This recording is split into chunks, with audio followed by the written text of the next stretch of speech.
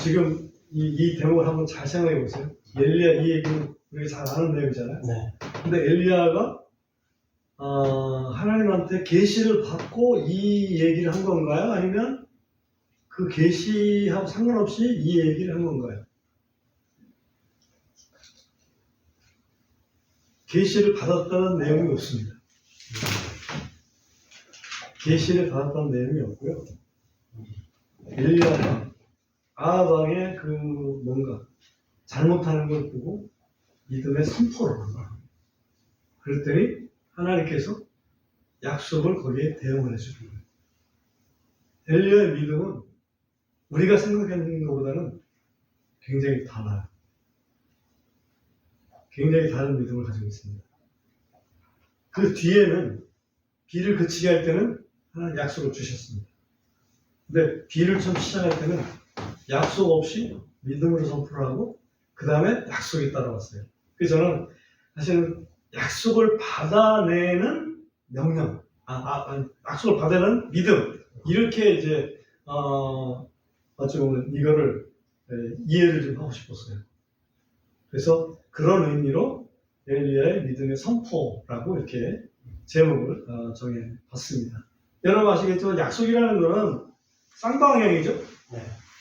약속할 때는 뭐 두 사람 사이의 약속이지 한 사람의 약속은 없어요. 그죠?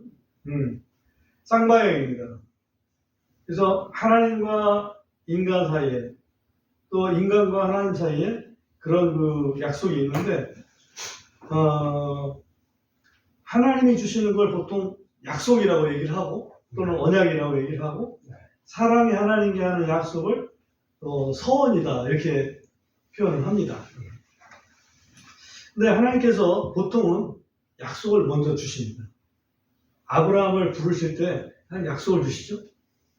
내가 너로 큰 민족을 이루게 하겠다 라고 약속을 주십니다. 근데 다윗의 경우를 가만히 한번 보십시오. 물론 다윗을 하나님께서 먼저 왕으로 세워주셨습니다. 그런데 세움 받고 난 다음에 다윗이 어떤 그 소원이 생겼냐면 내가 하나님의 성전을 좀 꼭 지으리라. 네. 이렇게 그런 소원이 생겼어요. 그래가지고 나단 선지자 앞에서 왕이 딱 됐을 때 하나님 성전을 좀 짓고 싶은데 나는 이렇게 의리의리한 데서 있지만은 이 하나님의 언약궤는 그냥 천막 속에 있다. 그래서 그걸 굉장히 안타깝게 여겼습니다. 그랬을 때 하나님께서 다윗에게 언약을 주십니다. 그러니까 다윗에게 언약을 주신 다음에 다윗이 성전을 짓겠습니다 이게 아니라 성전을 짓고 싶습니다 할 때 언약을 주는 거예요. 네. 그러니까 뭔가 믿음을 보이니까 거꾸로 언약을 주시는 거예요. 그런 경우도 있다는 거지. 하나님의 약속은 하나님이 먼저 주시기도 하고 믿음을 통해 또는 하나님께서 그 후에 약속을 주시기도 하는 거예요. 그러니까 약속을 얻어내는 믿음이죠, 일종은. 그죠? 다윗의 믿음이라는 건 약속을 얻어내는 믿음이에요. 지금 엘리야의 믿음이 약속을 얻어내는 그런 믿음이 되었습니다. 왜 그런 믿음을 보이게 됐냐? 우리가 17장 읽었지만 16장 25절 잠깐 보세요. 열왕기상 16장 25절 보면 그러나 오므리가 주의 눈에 악을 행하되 자기 이전에 있던 모든 사람보다 더욱 악하게 행하였더라 그랬습니다. 그래서 오므리라는 사람이 등장을 하죠. 오므리라는 사람은 아합의 아버지죠. 아합의 아버지인데 그 오므리라는 사람이 등장을 하게 된 동기가 뭐냐면 그 배경을 보면 북왕국 이스라엘에서 분열이 있었어요. 이스라엘에서 분열이 있었는데 그거를 확 휘어잡은 사람이 오므리예요. 나름대로 북왕국 이스라엘이 분열되지 않도록 남북 분열 아니고 이미 분열되어 있는 이스라엘이 또 분열이 됐다니까. 그래서 그런 거를 확 휘잡은 사람이 오므리인데 그러다 보니까 오므리가 뭔가 실권을 잡게 됐죠. 근데 그 오므리가 하는 일이 뭐냐면 25절에 보면 그 전에 있던 모든 사람보다 더욱 악하게 행하였더라. 주님의 눈앞에 악은 제일 큰 악이 뭐냐면 우상 숭배하는 거예요. 아시겠지만. 그 다음에 28절 가보겠습니다. 16장 28절. 이처럼 오므리가 자기 조상들과 함께 잠들어 사마리아에 묻혔고 그의 아들 아합이 그를 대신하여 통치하였더라. 그죠? 오므리가 죽고 나서 아합이 이제 이스라엘 왕이 되는 겁니다. 근데 문제가 되는 건 뭐냐면 30절에 가보세요. 30절. 오므리의 아들 아합이 자기 이전에 있던 모든 사람보다 더 주의 눈앞에서 악을 행하였더라. 오므리가 그전보다 다 더 악하게 했는데 아합은 그 모든 것보다 더 악하게 했어요. 그러니까 아합이 더 악한 거예요? 오므리가 더 악한 거예요? 아합이 더 악한 거죠. 그러니까 이런 그 악한 왕의 통치가 있는 데는 하나님께서 이게 복을 주실 리가 없다. 그런 믿음으로 열왕기상 17장 1절에서 엘리야가 아합 앞에서 폭탄 선언을 하는 거예요. 내가 섬기는 여호와 하나님 이스라엘 하나님 살아계시지만은 내가 말하지 않으면 이제는 비도 이슬도 없다. 기근이 임할 것이다. 라고 몇 년 동안 임할 것이다. 라고 이렇게 폭탄 선언을 합니다. 그랬더니 17장 2절에 가보시면요. 첫 번째 주의 말씀이 엘리야에게 임합니다. 주의 말씀이 그에게 임하여 이르시되 너는 여기에서 떠나 동쪽으로 가서 요르단 앞에 있는 그릿 시냇가에 숨어라. 지금 사마리아가 이제 그 수도잖아요. 이스라엘 수도. 그 사마리아에서 동쪽으로 가서 요단강 그릿 시냇가에 가서 숨어라 라고 얘기를 하십니다. 이게 명령이죠. 그러면 이렇게 되리니 4절 보면 곧 네가 시냇물을 마실 것이며 내가 까마귀들에게 명령하여 거기에서 너를 먹이리라. 그래서 물은 그릿 시냇가 물을 마시고 그리고 먹는 거는 까마귀가 갖다 주는 음식을 먹으면서 살도록 그렇게 명령을 내려주셨어요. 그래서 가서 실제로 그렇게 했습니다. 그랬더니 아침 저녁으로 6절에 보시면 까마귀들이 아침에 빵과 고기를 저녁에도 빵과 고기를 그에게 가져왔고 또 그가 시내에서 물을 마셨더라. 이걸 보면 엘리야는 아침하고 저녁 식사만 했어요. 점심 식사는 안 하고. 우리도 아마 아침하고 저녁 식사만 하면 보통은 되지 않을까 싶어요. 점심까지 우리 먹으니까 아주 풍족함의 표현이라고 볼 수 있죠. 점심을 먹는다는 거는. 물론 아침도 못 먹고 저녁도 못 먹고 점심만 함께 먹는다 그러면 그거는 참 안 된 거지만 아침도 먹고 저녁도 먹는데 점심까지 먹으면 풍족함의 표현이다. 예? 이렇게 보면 틀림없어요. 엘리야도 지금 아침 저녁밖에 먹지 않았습니다. 그랬더니 7절에 보니까 또 얼마 후에 이 일이 일어났으니 곧 그 시내가 말랐는데 이는 그 땅에 비가 내리지 아니하였기 때문이더라. 엘리야의 선포가 믿음의 선포가 결국은 비가 내리지 않도록 하나님께서 그 믿음에 부응을 해주셨다는 얘기죠. 시내가 다 말랐습니다. 두 번째 명령이 내려옵니다. 그래서 두 번째 명령은 8절에서 나오죠. 8절에 보면 또 주의 말씀이 엘리야에게 임하여 이르시되 너는 일어나 시돈에 속한 사르밧으로 가서 거기에 거하라. 보라 내가 거기에 있는 과부에게 명령하여 너를 부양하라고 하였느니라. 시돈은 이스라엘이 아니고 이방이죠. 그죠? 통치 영역이 이스라엘 왕의 영역이 아닙니다. 이방 영역이죠. 그래서 그 동쪽 끝에서 있다가 서북쪽 끝으로 이제 엘리야가 간 겁니다. 하나님 명령에 따라서. 우리가 이 이야기는 잘 알죠. 가서 과부가 마지막 나무 주워가지고 마지막 가루통에 있는 거 빵 만들어서 아들하고 먹고 죽으려고 그러던 그 과부였잖아요. 근데 엘리야를 통해서 하나님의 메시지를 받고 네가 먼저 나한테 빵을 만들어 다오. 하나님께서 채워주실 거야. 그런 이제 믿음을 심어주니까 실제로 그 과부가 먹고 죽으려고 했는데 선지자 그 얘기를 듣고 할 수 없이 선지자한테 갖다 대접해드리잖아요. 그리고서 장장 몇 년간 그 도에 밀가루 속에 그 밀가루가 안 떨어집니까? 3년간. 그죠? 3년간 안 떨어졌습니다.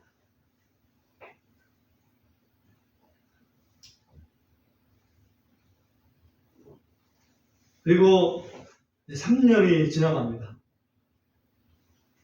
3년이 지나가고 결국은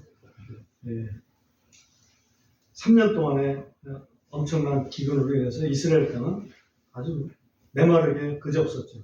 그 땅이 완전히 기근에 쪄들었을 때 그 기근 문제를 해결하기 위해서 아합 왕은 어떤 대책을 세웠을까? 여러분이 아합 왕이라면 어떤 대책을 세웠을 것 같습니까? 그걸 한번 생각해 보자고요. 18장에 가보세요. 열왕기상 18장 5절에 가보면 이런 말씀이 있습니다. 아합이 오바댜에게 이르되 땅으로 가되 모든 물의 근원과 모든 시내로 가라. 오바댜는 그 당시에 총리라고 볼 수 있어요. 그러니까 아합 왕이 총리한테 이야기를 합니다. 땅으로 가되 모든 물의 근원과 모든 시내로 가라. 혹시 우리가 풀을 찾으면 말들과 노새들을 살리리니 그리하면 우리가 짐승을 모두 잃지 아니하리라 하더라. 그래서 둘이 백방으로 노력하면은 물 혹시 날만한데 옛날에 물 났던데 그 근처에 가서 풀이라도 있는지. 지금 풀도 안 난다는 얘기죠. 하도 가물어서 3년째 되니까 풀도 안 나요. 물 근원 찾아다니는 게 이제 그들이 할 수 있는 일이었어요. 오늘날 같으면은 지하수 파는 기술 가지고서 지하수 파자 이렇게 했겠죠, 그죠? 또는 그 두산 엔지니어링 같으면 야 바닷물 가지고 어떻게 좀 만들어 봐, 진짜 두산 엔지니어링 그 기술 있잖아요. 네. 세계적으로 유명한 기술이 있습니다. 근데 아무튼 그 찾아다니는 게 그 당시에 아합 왕이 할 수 있는 유일한 거였어요. 근데 그런 상태에서 3년이 지나가 보니까 이제 큰일 난 거 아닙니까? 그때 18장 1절에서 보면 하나님께서 세 번째 명령을 내리십니다. 18장 1절 또 여러 날이 지난 후 이 일이 일어났으니 곧 셋째 해에 주의 말씀이 엘리야에게 임하여 이르시되 가서 너 자신을 아합에게 보이라. 내가 비를 땅에 내리리라. 이때는 약속을 하시죠. 내가 비 내릴 거야. 그러니까 아합 만나라. 안 그랬으면 제가 아합 만나러 가지도 못해. 아합은 지금 엘리야 때문에 우리가 비 안 온다 그래가지고 엘리야를 뭐 찾는 사람은 상 주고 뭐 이런 어떤 그 현상금 걸려있지 않았겠어요? 근데 결국은 못 찾았고 왜 이방 땅에 가 있으니까 동쪽에 갔다 서쪽에 갔다 그러는데 어떻게 잘 찾을 수가 없었어요. 아합을 만나라. 그래가지고 결국은 이제 아합을 만나죠. 17절에 가보십시오. 18장 17절에 가보면 또 이 일이 일어났으니 곧 아합이 엘리야를 볼 때, 여러분 아합이 엘리야를 만나잖아요. 그때 아합이 그에게 이르되 네가 이스라엘을 괴롭게 하는 자냐? 라고 아주 반갑게, 어찌 보면 반갑게 맞이합니다. 너 이놈 엘리야 손자야, 네가 지금 이스라엘을 아주 괴롭게 하고 있는 아주 그 장본인이구나. 너 잘 만났어. 너 가만 안 둘 거야. 한마디로 이런 얘기죠. 그랬더니 18절에 보면 이에 그가 응답하되 내가 이스라엘을 괴롭게 하지 아니하고 당신과 당신의 아버지의 집이 괴롭게 하였나니 이는 당신들이 주의 명령들을 버렸고 당신이 바알림을 따랐기 때문이라. 바알림이라는 히브리어 자체를 썼는데요. 히브리어에 IM을 쓰면 뒤에 끝에다가 복수형이에요. 바알, 그러면 단수, 바알림, 복수. 엘이죠? 그럼 하나님. 네, 엘로힘. 그래서 사실은 그 엘로하고 좀 다르긴 하지만 그걸 IM 써서 복수. IM을 쓰면 복수가 돼요. 하여튼 히브리어는 그렇게 돼 있다. 그래서 당신이 바알들을 따랐다. 그래서 당신이 문제인 거지, 당신 집안이 문제인 거지, 내가 이스라엘을 그렇게 한 게 아니야. 사실은 믿음의 선포가 없었으면 하나님께서 그렇게 하셨을까 하는 생각이 좀 들어요. 근데 믿음의 선포를 했기 때문에 하나님이 심판을 하셨습니다. 19절에 가보면 그러므로 이제 사람을 보내어 온 이스라엘과 또 이세벨의 상에서 먹는 바알의 예언자 450명과 작은 숲의 예언자 400명을 갈멜산으로 모아 내게로 나오게 하소서 하더라. 그래서 450명, 400명은 850명인데 바알 예언자 450명, 그 다음에 작은 숲 예언자 400명. 작은 숲은 우리 개역 한글에서는 아세라라고 되어 있죠. 아세라, 바알, 아세라. 그러니까 바알은 어찌 보면 남신, 아세라는 여신, 이런 그 의미가 있어요. 예, 영어로는 이제 작은 숲이라고 되어 있습니다. 그러니까 그대로 번역을 한 거예요. 더 영적인 번역은 아세라가 맞을 수도 있어요. 그러나 그건 제가 뭐 확신할 수는 없어요. 예. 아무튼 이 19절에 또 이 선포도 하나님께서 야, 너 가서 바알 선지자들하고 아세라 선지자들하고 같이 모아서 대결 벌려. 그렇게 하신 적이 없어요. 그냥 비만 내려줄 거야. 그랬더니 엘리야는 또 믿음으로 이 선언을 합니다. 싸움을 걸어요. 바알 선지자 다 오라고 그래. 누가 진짜 하나님인지, 여호와가 하나님인지 바알이 하나님인지 그 해사고 갈멜산으로 다 모으라고 해. 라고 이렇게 아합 왕한테 이야기를 합니다. 결과적으로는 아합 왕이 그 말을 듣고 바알 선지자, 아세라 선지자를 다 모았습니다. 그죠? 850명을 갈멜산에 모았죠. 그래 나서 이제 뭔가 결판을 져야 되잖아요. 29절 한번 볼까요? 18장 29절.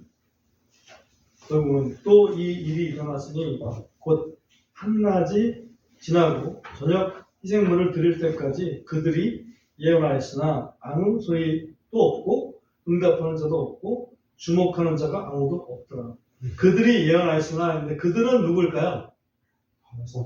바알 선지자들이죠. 바알 선지자들 450명.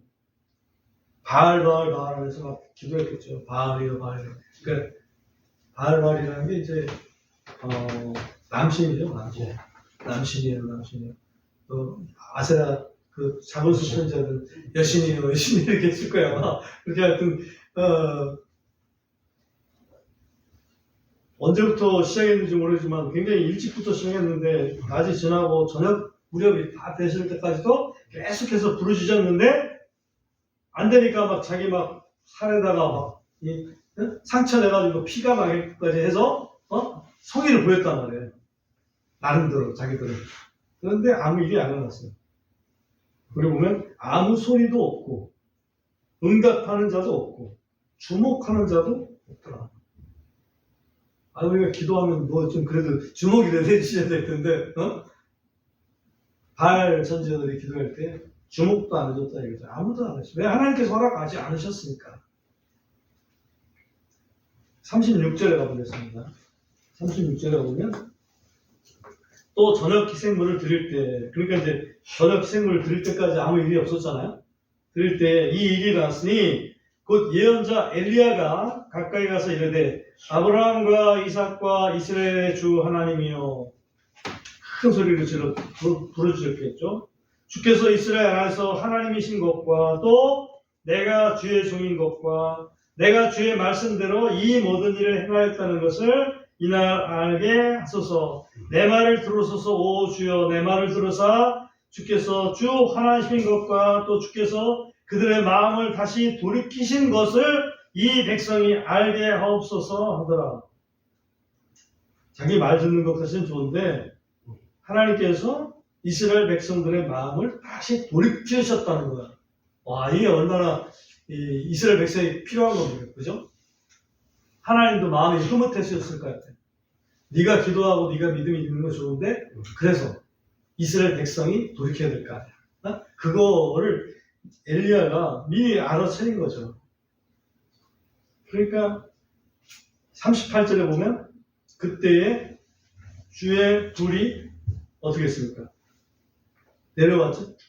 내려와서 번제 희생물과 나무와 돌과 흙을 태우고 또 도랑에 있는 물까지 핥아버렸죠.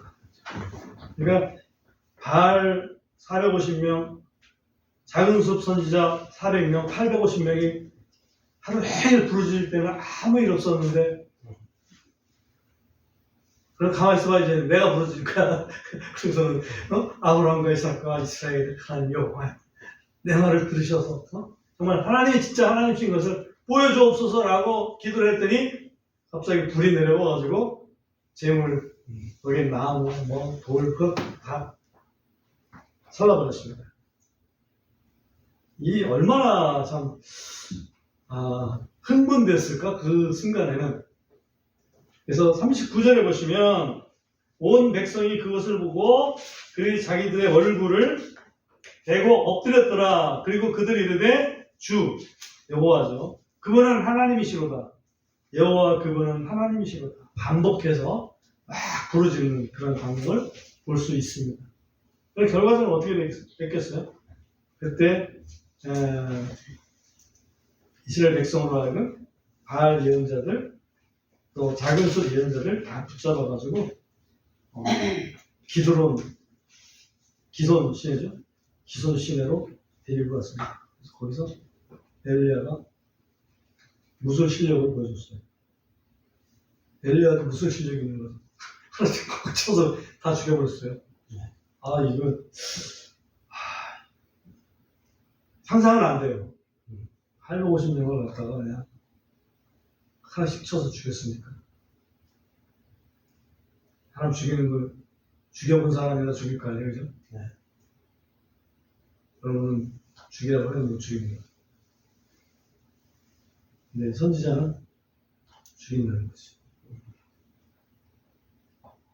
하나님의 거룩함이 있기 때문에 가능한 거예요. 그죠? 다른 걸로는 해석이 안 됩니다.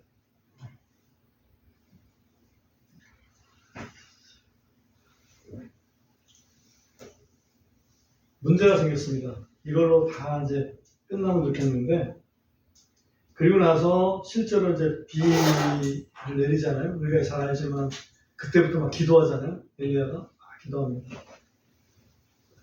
엘리야가 기도하면서 작은 구름 하나 올라왔다는 얘기를 듣고 나서 41절에 보면 뭐라고 되어 있냐면, 엘리야가 아합에게 이르되 왕은 올라가서 먹고 마시소서. 이는 많은 빗소리가 있기 때문이니이다. 그래서 많은 빗소리가 이미 믿음으로 다 듣는 거지. 그러니까 이제 마음 편안히 사마리아에 올라가서 거기서 이제 먹고 마시라고 이렇게 얘기를 합니다. 그래서 45절에 가보면 또 그동안에 일이 일어났으니 곧 구름과 바람으로 인해 하늘이 캄캄해지고 큰 비가 있더라. 아합이 병거를 타고 예스르엘로 가더라. 주의 손이 엘리야에게 임하니 그가 자기 허리를 동이고 예스르엘의 입구까지 아합 앞에서 달려가더라. 그래서 정말 초인적인 힘이죠. 엘리야 선지자가 아합이 타고 가는 그 수레 앞에서 마라톤을 한다니까. 이스라엘, 우리 그러니까 익숙한 건 이스라엘이라고 하는 지명인데 예스라엘이라고 좀 약간 차이를 뒀습니다. 그래서 이스라엘이라고 하는 그 지역 앞군까지 아마 군이 거기 있을 것 같아요. 거기까지 막 달려가는 그런 그 엘리야의 모습을 한번 상상해 보십시오.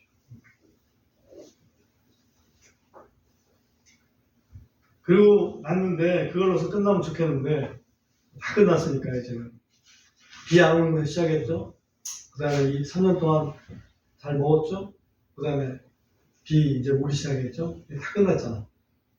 근데 가만히 놔두지 않는 사람이 한 사람이 있었어요. 하나님의 본능을 보고도 회개하기는커녕 분노한 사람이 한 사람이 있었어요. 그 사람이 누구냐면 다시 이세벨. 아합의 아내인 이세벨. 계시록에도 등장하는 이름 그 이세벨. 그죠? 그 이세벨이 엘리야한테 사람을 보냅니다. 심부름꾼을 보내가지고 내가 내일까지는 너 죽일 거야. 꼭. 도망가려면 그 사이에 도망가. 한마디로 그렇게 얘기한 거죠. 내일까지 너 죽일 거니까 도망가려면 그 사이에 도망가. 엘리야가 어떻게 했을까요? 19장 2절 한번 보세요. 우리가 지금 말씀드렸던 얘기 그대로 있습니다. 그때 이세벨이 전령을 엘리야에게 보내어 이르되 내가 내일 이맘때에 네 목숨을 그들 중 하나의 목숨 같게 하지 아니하면 신들이 내게 벌을 내리고 더 내리기를 원하노라 하더라. 지금 이 시간까지 24시간 내로 한마디로 너를 처단할 거니까 그 사이에 시간을 준 거예요. 어찌 보면 도망가면 도망가봐라 그 얘기지. 도망갔을까요? 도망갔죠. 3절에 보면 그가 그것을 보고 일어나서 자기 목숨을 위하여 가서 유다에 속한 브엘세바에 이르러 자기의 종을 거기에 남겨두었더라. 유다, 이스라엘, 북왕국 이스라엘을 다 지나서 남왕국 이스라엘, 유다까지를 이제 도망갔어요. 그것도 거기서도 더 내려가서 애굽 근처에 브엘세바까지 갔다니까. 얼마나 무서웠으면 그냥 거기까지 갈 때는 힘드는지도 몰랐을 거예요. 걸음만 와살려라 하면서 죽으라고 했기 때문에 힘든 줄 몰랐어요. 그리고서는 4절에 보면 유명한 나무가 하나 나옵니다. 4절에 보면 유명한 나무가 무슨 나무일까요? 로뎀 나무죠. 그죠? 4절 보세요. 그러나 그는 스스로 광야로 들어가 하룻길쯤 가고 로뎀 나무 아래에 이르러 그 밑에 앉아 죽기를 스스로 고하이르되 오 주여 이제 속하오니 내 목숨을 취하시옵소서. 안 죽으려고 거기까지 도망갔는데 기껏 와서는 이제 죽어도 괜찮습니다 하나님. 그러니까 이세벨한테 죽인다는 것보다는 그냥 하나님 앞에서 죽는 게 낫다 이제 그 얘기죠. 꼭 죽고 싶다는 그런 뜻이 아니고. 이 로뎀 나무는 성경에 여러 군데서 좀 나옵니다. 이렇게 몇 군데 찾아보니까 욥기에 보면 로뎀 나무 뿌리를 먹기도 했다 사람들이. 로뎀 나무 뿌리를 먹어요. 그러니까 먹을 게 없으면 뭔가 나무 뿌리 먹을 수 있는 나무, 뿌리를 먹을 수 있는 나무. 그 다음에 로뎀 나무에 숲도 있다. 숲. 그리고 실질적으로는 로뎀 나무가 키는 한 2m 정도밖에 안 된대요. 작죠? 그리고 모양은 쌀이나무 정도로. 쌀이나무. 그래서 좀 엉성한 그런 나무인 것 같아요. 크진 않고 작은데 그래도 뭐 이게 그늘은 될 수 있게. 그래서 뿌리를 먹을 수 있다고 해서 혹시 그 칡나무 있잖아요. 갈나무, 갈등 등나무, 등나무하고 칡나무하고 좀 비슷하잖아요. 근데 칡나무의 뿌리는 우리가 먹을 수 있으니까 그런 거하고 뭔가 연관이 있지 않을까. 칡 뿌리에다가 쌀이나무가 접목된 그런 그게 로뎀 나무 아닐까. 여기 사당구에 보면 로뎀 나무라고 해서 교회에서 운영하는 카페 이런 것도 있어요. 그래서 아무튼 로뎀 나무는 엘리야가 쉬었던 그런 나무이기 때문에 많은 사람들이 로뎀 나무 하면 거기서 쉴 수 있는 곳 이렇게 이제 이미지가 되어 있습니다. 근데 그때 나 이제 죽어도 여한이 없습니다. 하나님, 제가 할 일이 다 한 것 같으니까 여한이 없습니다. 그렇게 하고 있으니까 천사가 거기에 다른 말을 합니다. 5절 한번 보십시오. 19장 5절. 그가 로뎀 나무 밑에 누워 자는데 보라 그때 한 천사가 그를 만지며 그에게 이르되 일어나서 먹으라 하더라. 그가 바라보니 보라 머리맡에 숯불에 구운 빵과 물 한 병이 있더라. 천사가 빵하고 물을 갖다 줬어요. 와, 전 하나님 좀 자상하신 것 같아요. 뭔 일을 시킬 때 일단 살려놓고 보자. 사람이 일단 살아야 될 거 아니죠? 엘리야가 난 이제 죽어줬습니다. 그 얼마나 힘든 길을 도망왔어요. 저쪽에 북쪽에서부터 갈멜산부터 생각해보세요. 갈멜산부터 뛰어가지고 저기 유다에서 저 애굽 근처까지 브엘세바까지 왔으니까 엄청 멀리 뛰어온 겁니다. 거기서 또 이제 광야길로 해가지고 로뎀 나무 밑에까지 왔으니까 굉장히 힘든 상태죠. 그랬더니 천사가 빵하고 물을 갖다가 먹어라. 먹습니다. 그리고 또 잠을 잡니다. 그때 또 깨워서 일어나서 또 먹어라. 7절에 주의 천사가 두 번째 다시 와서 그를 만지며 이르되 일어나서 먹어라. 너는 갈 길이 내게 너무 멀다. 네가 가야 될 길이 있다. 이거야. 이때 엘리야가 로뎀나무 밑에 있을 때까지는 그 시내산까지 갈 생각을 했을까? 하는 생각을 합니다. 근데 천사가 두 번째 와서 먹으라고 하면서 네 갈 길이 많다. 갈 길이 멀다. 그래서 시내산 그 호렙산까지 가잖아요. 네. 호렙산 하나님의 산에 꼭 가봐야겠다. 모세가 있었던 그 산 내가 가봐야 되겠다. 이 호렙산, 시내산 여기는 신약시대에 누가 또 가는 겁니까? 사도 바울이. 사도 바울이 갔잖아요. 사도 바울이 갔다고 보면 돼 있잖아요. 그래서 이 하나님의 선 호렙산까지 그 두 끼 먹고 나서 그걸 힘을 내서 갔어요. 40일 걸렸습니다. 한마디로 40일 금식하면서 갔다는 얘기죠. 죽어도 하나님의 산 호렙에서 죽겠다. 이런 생각을 가지고서 아마 가지 않았을까 싶어요. 우리나라에도 옛날에는 그 명산들이 많잖아요. 어디 능력받으려면 어디 산에 가서 기도해서 계룡산에 가서 기도하고 상각산에 가서 기도하고 용문산에 가서 기도하고 아마 남북한이 통일되어 있어서 백두산 가서 기도했을 거야. 틀림없이. 네, 백두산까지는 못 가고 아무튼 뭔가 이게 역사적으로 너무 유명한 산이니까 호렙산은 그죠? 거기까지 갔습니다. 근데 네 번째 명령이 떨어집니다.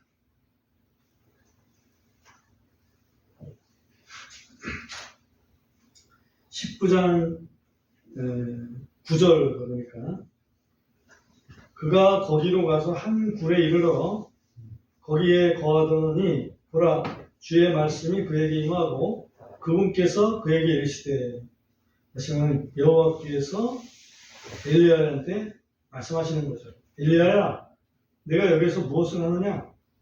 10절 그가 이르되 내가 주 만군의 하나님을 위하여 심히 질투하였나이다. 이는 이스라엘 자손이 주의 언약을 버리고 주의 제단들을 헐고 또 칼로 주의 예언자들을 죽였기 때문이며 곧 나만 남았고 그들이 내 목숨을 찾아 제거하려 하나이다. 나 혼자 남았는데 나까지 죽이려고 하기 때문에 내가 도망쳐서 지금 여기까지 왔습니다. 라고 얘기를 하는 거죠. 그랬더니 하나님께서 의의 말씀 하나 하시죠. 11절 그분께서 이르시되 앞으로 나아가서 주 앞에서 산에 서라 하시더라고요. 산 위에 서라 이렇게 했으면 좋겠더라고요. 보라 주께서 지나가시는데 주 앞에서 크고 강한 바람이 산들을 가르고 바위들을 산산조각으로 부수었더라. 그러나 주께서는 바람 가운데 계시지 아니하였더라. 또 바람이 지나간 후에 지진이 있었더라. 그러나 주께서 지진 가운데도 계시지 아니하였더라. 12절을 같이 한번 읽어보겠습니다. 또 시작. 또 지진 후에 불이 있었더라. 그러나 그 가운데도 주께서 계시지 아니하였더라. 그리고 불이 있은 후에 고요한 작은 음성이 있더라. 고요한 작은 음성. 다른 데서는 다 없었는데 고요한 작은 음성. 여기에 결국 여호와의 음성이 들렸죠.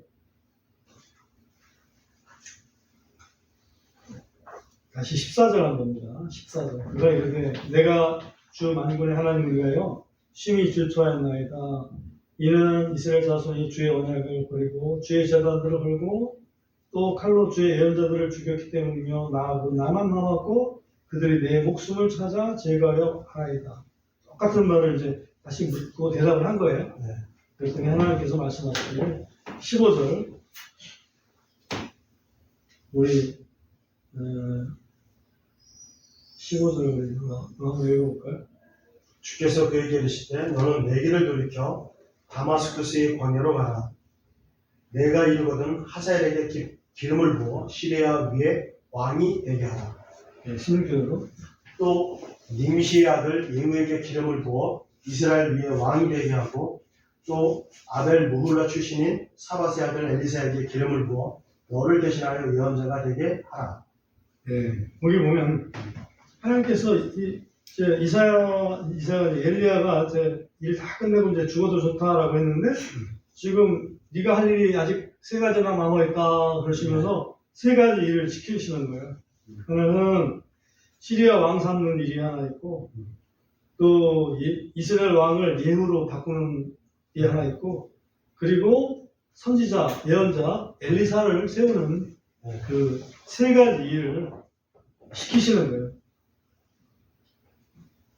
그러시면서 18절에 한 가지 참 엘리야가 전혀 생각지 못했던 말씀을 하나 하시죠. 18절 보면 그러나 내가 이스라엘 안에 나를 위하여 몇 명을 남겨뒀어? 7,000명을 남겨두었노니 곧 바알에게 절하지 아니한 모든 무릎과 바알에게 입맞추지 아니한 모든 이빈이라.